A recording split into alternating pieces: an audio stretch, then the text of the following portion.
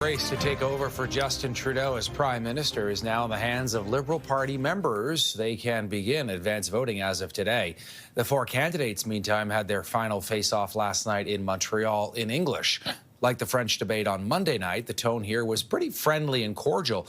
And once again, the dominant theme was Donald Trump and his political attacks and economic attacks against Canada, and of course, the threat of American tariffs coming in the next weeks or so. Here's some of what they all had to say.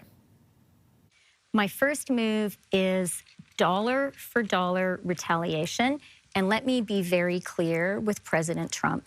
If I am Prime Minister, I will not flinch. We will retaliate. If you hit us, we will hit back.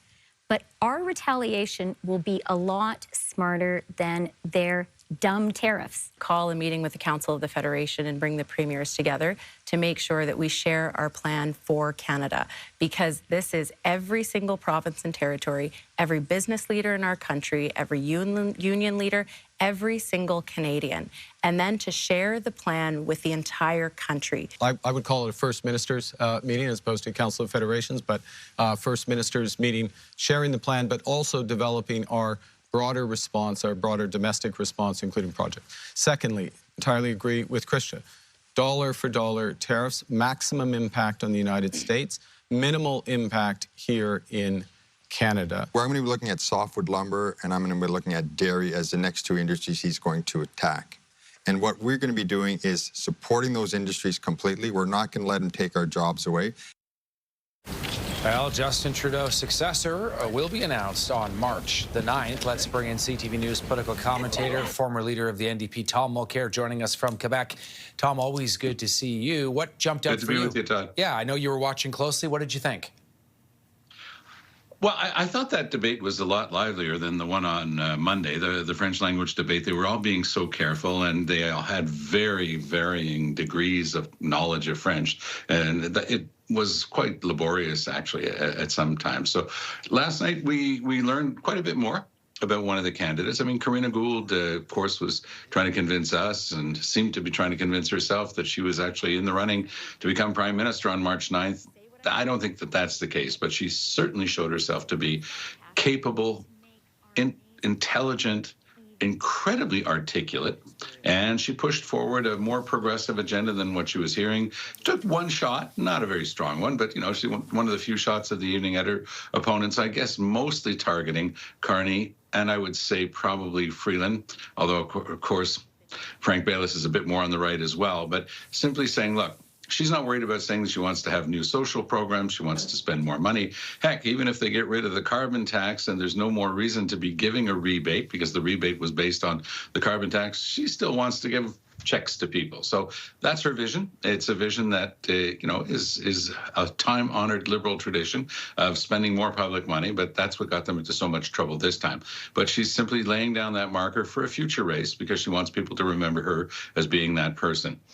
Another person who people are starting to get to know and quite like, and, you know, he passes the nod test. You know, people agree with what he's saying, is Frank Baylis. I mean, he's a businessman, served 4 years as a member of Parliament, as he mentioned last night, has been a member of the Liberal Party of Canada for almost 50 years, co-founder of the Black Caucus of the Liberal Party of Canada, knows human rights a lot. His mom fought an incredible human rights battle that lasted for 11 years against the Queen Elizabeth Hotel, which had refused to hire her because she was black.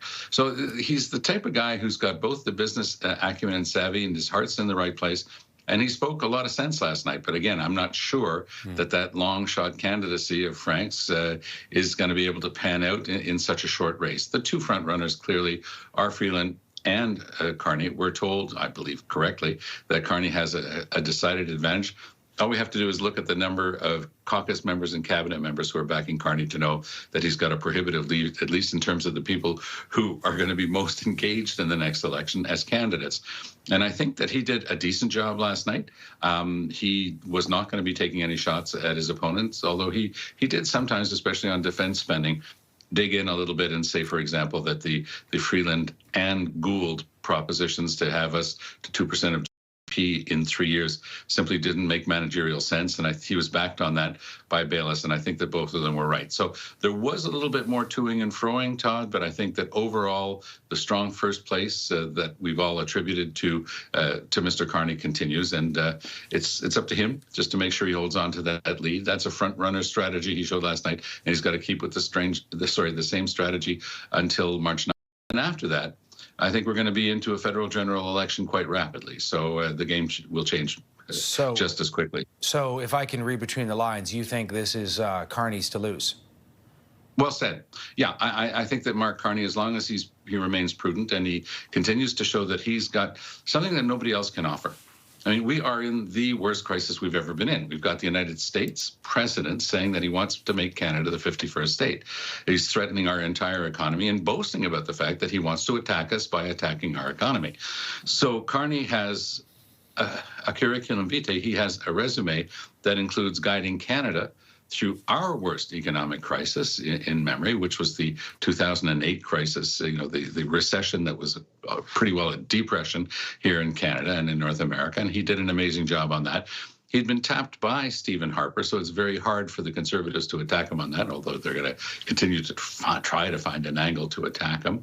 And then he was able to guide Great Britain through the madness that was Brexit. And again, he did an amazing job there. So he's got that ability at the highest level to work on these big issues, and Canadians recognize that in him. And I think that's the number one reason he's in first place right now. Tom Mulcair joining us with his take. Hey, we'll be talking again real soon on this one, my friend. In the meantime, thank you. All the best, Todd. Exciting times. Interesting times, anyway. Tom Mulcair joining us there, CTV News political commentator, former head of the New Democratic Party of Canada.